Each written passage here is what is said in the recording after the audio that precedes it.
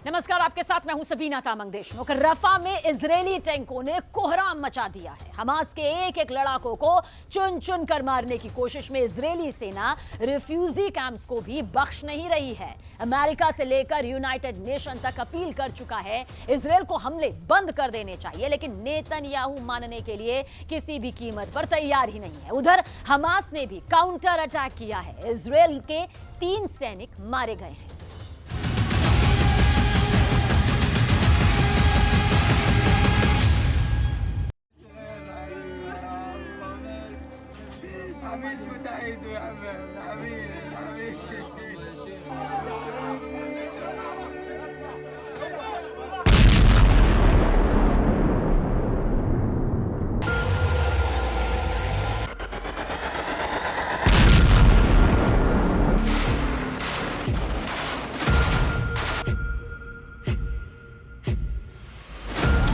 रफा में नेतन्याहू का plan poison on.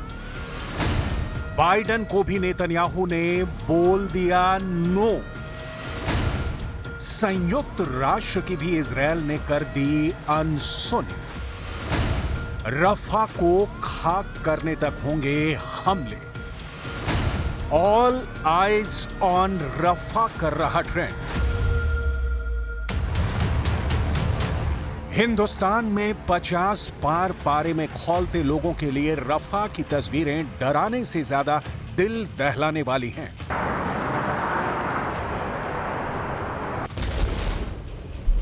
ताजा हमले में इजरायली डिफेंस फोर्स ने 12 फिलिस्तीनियों को मौत के घाट उतार दिया है। दुनिया के तमाम देशों की अपीलों, जिसमें अमेरिका भी शामिल है, उनकी नेतन्याहू एक सुनने के लिए तैयार नहीं है। आम फिलिस्तीनियों पर इजरायली डिफेंस फोर्स कहर बनकर टूट रही है। इस बीच गाजा में जारी लड़ाई में इजरायली सेना ने 2 अहम दावे किए हैं। इजरायल का कहना है कि उसने दक्षिणी गाजा से मिस्र तक फैले हमास के सुरंगों के नेटवर्क को खोज लिया है, जो हमास के लिए लाइफलाइन बना हुआ था। इसके अलावा इजरायली रक्षा बलों ने फिलाडेल्फी कॉरिडोर पर भी कब्जा कर लिया है। फिलाडेल्फी गाजा और मिस्र की सीमा से लगने वाला गलियारा है। इस पर कब्जे का मतलब है कि तकरीबन पूरे गाजा पर अब इजरायल का नियंत्रण हो गया है। फिलाडेल्फी बफर जोन रफा के पूरे दक्षिणी किनारे के लगभग 9 मील तक फैला है, जो मिस्र बॉर्डर पर स्थित है। द सन की रिपोर्ट के मुताबिक आईडीएफ के प्रवक्ता डैनियल हगारी ने कहा कि गलियारे के साथ घिरी पट्टी में हथियारों की तस्करी के लिए हमास द्वारा इस्तेमाल की जा रही 20 सुरंगों को पकड़ा है। साथ ही आईडीएफ सैनिकों ने मिस्र और रफा के बीच सीमा पर फिलाडेल्फी कॉरिडोर पर नियंत्रण स्थापित कर लिया है। 100 मीटर चौड़ा यह इलाका हमास के लिए जीवन रेखा के रूप में काम करता है, जिसका इस्तेमाल वो गाजा पट्टी में नियमित रूप से हथियारों की तस्करी के लिए करते हैं।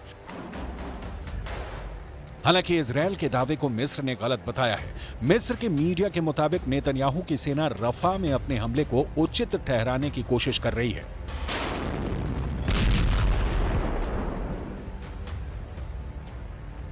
इजरायली दावे के मुताबिक उसने रफा सीमा पर नियंत्रण कर लिया है। इसके बाद युद्धग्रस्त इलाके में ले जाई जा रही सहायता रुक गई है। मिस्र ने युद्ध विराम समझौते के प्रयासों में हमास और इजरायल के बीच वार्ता में मध्यस्थ के रूप में काम किया है। मिस्र लंबे समय से फिलिस्तीन की वकालत करता रहा है और हजारों निर्दोष फिलिस्तीनी नागरिकों की हत्या की निंदा की है। लेकिन इजरायल अब अमेरिका की नहीं सुन रहा, तो मिस्र की क्या सुनेगा? अमेरिका ने फिर से यह क्लियर कर दिया है कि रफा में जो उसके लिए हथियार नेतन्याहू इस्तेमाल कर रहे हैं, वो इसके खिलाफ है। इजरायल M61 वल्कन गन का इस्तेमाल अपने ऊपर होने वाले ड्रोन हमलों के खिलाफ कर रहा है। M61 वल्कन एक 6 बैरल वाली हाइड्रोलिक रूप से संचालित 20 मिलीमीटर स्वचालित तोप है, जो 6000 राउंड प्रति मिनट से अधिक फायर करने में सक्षम है। M61 वल्कन का इस्तेमाल इजरायल ने लेबनान के हिजबुल्लाह की ओर से हो रहे ड्रोन हमलों के लिए करना शुरू किया था।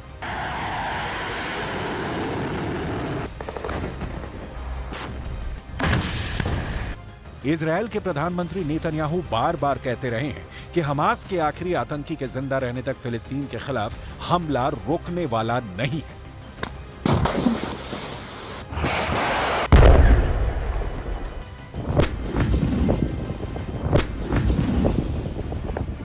लेकिन ये हमले रफा जैसे शहर पर हो रहे हैं। रफा वो शहर है जहां गाजा पर इजरायली हमले के बाद लोग बड़ी संख्या में पहुंचे थे। 7 अक्टूबर को हमास से जंग शुरू होने के 7 महीने बाद इजरायली सेना ने 6 मई को रफा में ऑपरेशन शुरू किया था। 27 मई को इजरायल ने रफा के एक राहत कैंप पर बमबारी की थी। इस हमले में हमास ने 45 नागरिकों के मारे जाने का दावा किया था। इस हमले की जब दुनिया भर में आलोचना हुई तो बेंजामिन नेतन्याहू ने इसे त्रासद दुर्घटना माना था। हालांकि इस हमले के तुरंत बाद आईडीएफ ने दावा किया था कि उन्होंने हमास के ठिकाने को निशाना बनाया था। इस हमले में आईडीएफ ने हमास के 2 टॉप कमांडर यासीन राबिया और खालिद नज्जर को मार गिराने का दावा किया था। फरवरी में नेतन्याहू ने कहा था कि जब तक रफा से हमास की 4 बटालियन को खत्म नहीं कर दिया जाता तब तक इस जंग का मकसद हासिल नहीं होगा। रफा पर इजरायली हमले के खिलाफ पूरी दुनिया में ऑल आइज ऑन रफा ट्रेंड कर रहा है। मतलब कि इजरायल को रफा पर हमले इसलिए तुरंत बंद कर देने चाहिए कि इजरायली सेना निर्दोष लोगों का खून बहा रही है। रफा में इजरायली सेना को जीत मिलती है। क्या नेतन्याहू वॉर विक्ट्री घोषित कर देंगे? इजरायल की जीत तब पक्की हो जाएगी। आखिर क्यों रफा को टारगेट कर रहा है इजरायल विश्व बिरादरी के विरोध के बावजूद? इसे समझना बहुत जरूरी है। आप इसे ऐसे समझिए कि गाजा पट्टी 41 किलोमीटर का फिलिस्तीनी क्षेत्र है जो भूमध्य सागर के पूर्वी तट पर स्थित है। ये उत्तर और पूर्व में इजरायल से घिरा हुआ है, वहीं दक्षिण में इसकी सीमा मिस्र से लगती है। आसान भाषा में कहें तो रफा शहर गाजा पट्टी को मिस्र से विभाजित करता है। गाजा में रहने वाले करीब 14 लाख लोगों के लिए 3 मुख्य प्रवेश और निकास बिंदु हैं। उत्तर में एरेज क्रॉसिंग और दक्षिण में रफा क्रॉसिंग है। वहीं गाजा के दक्षिण में करीम अबू सलेम माल क्रॉसिंग भी है। गाजा के हर एक एंट्री पॉइंट पर इजरायली सेना तैनात है। इस कारण यहां मानवीय सहायता भी नहीं पहुंच पा रही है। इजरायल के प्रधानमंत्री बेंजामिन नेतन्याहू ने 9 फरवरी को रफा में ऑपरेशन चलाने की बात कही थी, लेकिन फैसला तत्काल नहीं लिया क्योंकि अमेरिका ने रफा अटैक में साथ देने से इनकार कर दिया। People in desperate straits, and that is why we're working so hard to get this fresh proposal through, to get a hostage deal so we can get a ceasefire so that we can increase the humanitarian assistance and there's a period of calm where there's no fighting across all of Gaza. That's the goal here. So I think we're all pulling the oars in the same direction, and we all share the concerns again about the people that are in such desperate need, and again, that's why we're pursuing this path. Netanyahu कह रहे हैं कि रफा में Hamas के आतंकी छिपे हुए हैं, तो इसका एक उदाहरण भी सामने आया है। रफा में एक क्लिनिक में बनाए गए हमास के विस्फोट की चपेट में आकर 3 इजरायली सैनिकों की मौत हो गई। यहां तक कि United nation relief and work agency के स्कूल से, जिसमें एक मस्जिद और एक क्लिनिक भी मौजूद था, वहां से आईडीएफ की तरफ से ATGM दागा गया, जिसके बाद इजरायली सेना की 12वीं ब्रिगेड ने हमला किया और 3 इजरायली सैनिकों की इसमें मौत हो गई। ऑपरेशन के दौरान भारी मात्रा में हथियार और विस्फोटक बरामद किए गए हैं। क्लासरूम के अंदर आईडीएफ को अंडरग्राउंड टनल का नेटवर्क मिला है। इस बीच हमास ने समझौते की पेशकश की है। हमास ने कहा कि अगर इजरायली सेना गाजा में जंग रोक देती है तो वो बंधकों की अदला बदली से जुड़ी डील को अमली जामा पहनाने के लिए तैयार है। हालांकि इससे पहले हमास ने जो भी पेशकश की थी, इजरायल ने उसे ठुकरा दिया था। इजरायल का कहना है कि रफा शहर में हमला करने का मकसद बंधकों को छुड़ाने और हमास लड़ाकों को जड़ से खत्म करना है। गाजा के स्वास्थ्य मंत्रालय का कहना है कि पूरे गाजा में इजरायल के आक्रमण में लगभग 36,000 फिलिस्तीनी मारे गए हैं। इजरायल ने यह अभियान तब शुरू किया जब हमास के नेतृत्व वाले लड़ाकों ने पिछले साल 7 अक्टूबर को दक्षिणी इजरायल पर हमला किया था, जिसमें करीब 1200 लोग मारे गए थे और 250 से अधिक लोगों को हमास ने बंधक बना लिया था। उसके बाद हमास ने बंधकों को छोड़ा भी है, लेकिन सभी बंधकों को नहीं। नेतन्याहू पर बंधकों को छोड़ाने का भारी घरेलू दबाव है, यहां तक कि उनके खिलाफ कई बार इजरायल में प्रदर्शन भी हो चुके हैं। लिहाजा नेतन्याहू बिना किसी की परवाह किए गाजा युद्ध को जीत बंधकों को छोड़ाकर जंग को भले ही रोकना चाहते हो, लेकिन पिछले 8 महीनों से जारी जंग का अभी कोई हल नहीं दिख रहा है।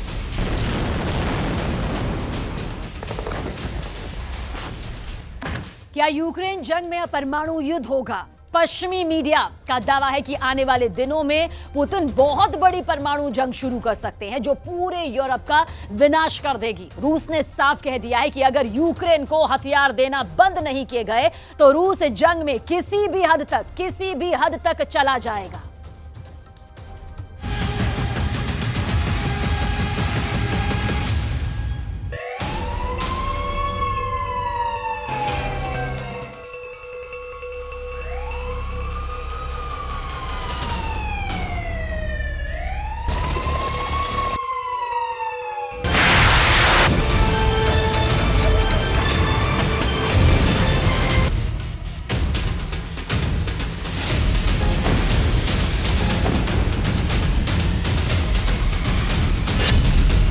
पुतिन की आखिरी जंग, 72 मिनट, 300 करोड़ मौत। रूस यूक्रेन जंग को 885 से ज्यादा दिन हो चुके हैं। हालात ये हैं कि यूक्रेन खुद को बचाने के लिए नेटो के 32 देशों से ऐसे हथियार मांग रहा है जो रूस में बेहद अंदर तक मार कर सके। इस वक्त Ukraine America, Germany, Britain, Poland, France से लंबी दूरी की मिसाइलें मांग रहा है। F-16 जैसे घातक फाइटर जेट तुरंत देने को कह रहा है, लेकिन इधर पुतिन के रूस ने ऐसा ऐलान कर दिया है जो दुनिया पर बहुत भारी पड़ सकता है। रूस पहले से ही परमाणु युद्ध की तैयारी कर चुका है और अब तो खबर ये भी आ रही है कि रूस ने नेटो के 32 देशों को सीधे एटमी जंग के लिए ललकार दिया है। यानी पुतिन अब 72 मिनट की ऐसी जंग करने जा रहे हैं जिसमें कम से कम 300 करोड़ की मौत हो सकती है।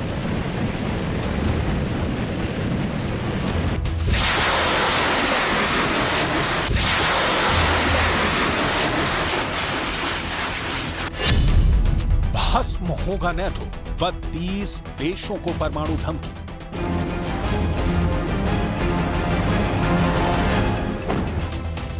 Нагнетание и еще один шаг к серьезному конфликту в Европе и глобальному конфликту. Им это нужно? Ну, пожалуйста. Мы все равно будем делать так, как мы считаем нужным, вне зависимости от того, кто находится на территории Украины.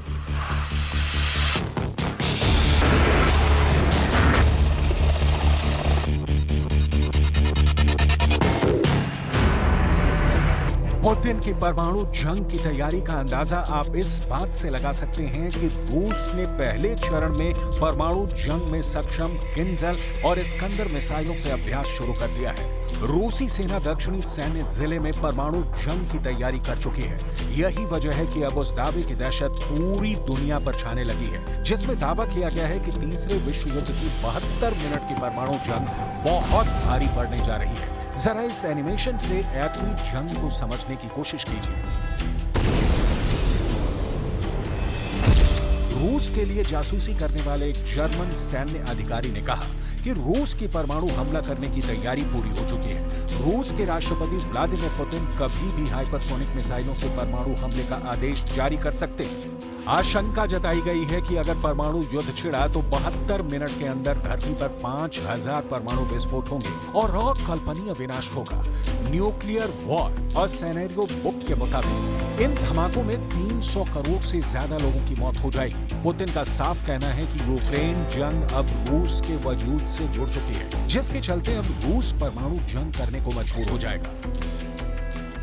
Наращивает присутствие в Восточной и Центральной Европе, повышает боевую готовность и увеличивает численность коалиционных вооруженных сил.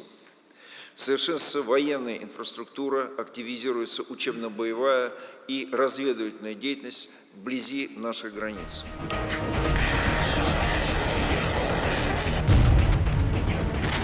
इधर जो हालात रूस से सटे पोलैंड के अंदर चल रहे हैं वो चीख कर गवाही दे रहे हैं कि अब अमेरिका, ब्रिटेन जैसे 32 नेटो देश यूक्रेन को बचाने के लिए रूस पर सीधा परमाणु हमला कर सकते हैं।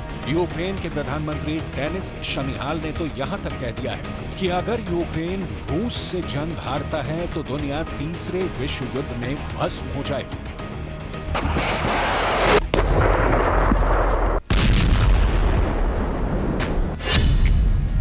पुतिन की आखिरी जंग, 72 मिनट, 300 करोड़ मौत। 72 72 मिनट में धरती ध्वंस कैसे हो सकती है, ये समझिए। रूस की मिसाइल फायर होते ही 25वें मिनट में न्यूयॉर्क पहुंच जाएगी। न्यूयॉर्क मैप के अनुमान के मुताबिक इस पहले हमले में ही 16 लाख लोगों की मौत हो जाएगी और 30 लाख लोग घायल हो जाएंगे। इसके बाद 25 से 50वें मिनट में धरती पर परमाणु युद्ध शुरू हो जाएगा।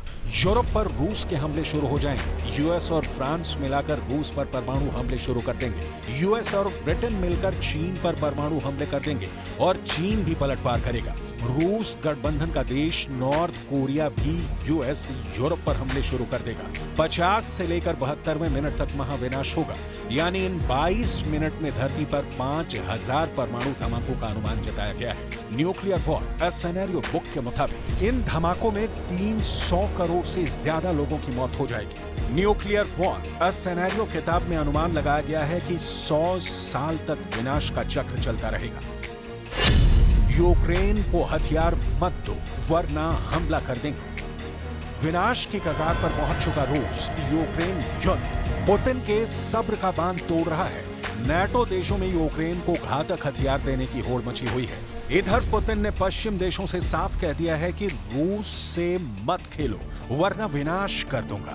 रूसी राष्ट्रपति ने कहा कि अगर यूक्रेन ने रूस पर हमला किया तो इसके लिए सीधे पश्चिमी हथियार जिम्मेदार होंगे। पुतिन के मुताबिक यूक्रेन में पश्चिमी देशों के भाड़े के सैनिक लड़ रहे हैं और इन्हें सबसे ज्यादा फ्रांस भेज रहा है।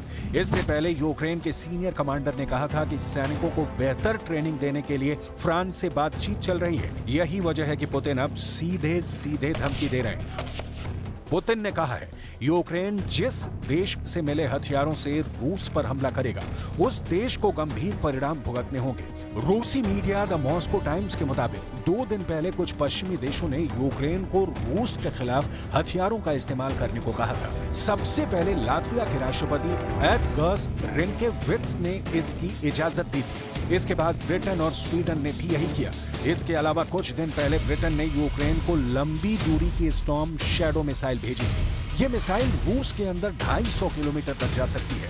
इतना ही नहीं, स्वीडन ने रूस को सेल्फ एक्टिव तोपों की टेक्नोलॉजी भी भेजी है जो रूस में भारी तबाही मचा सकती है।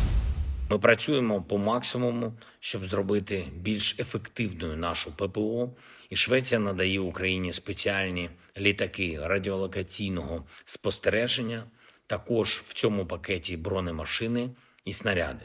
Загальний обсяг пакету майже 1 200 000 000 євро. Дякую, Швеція.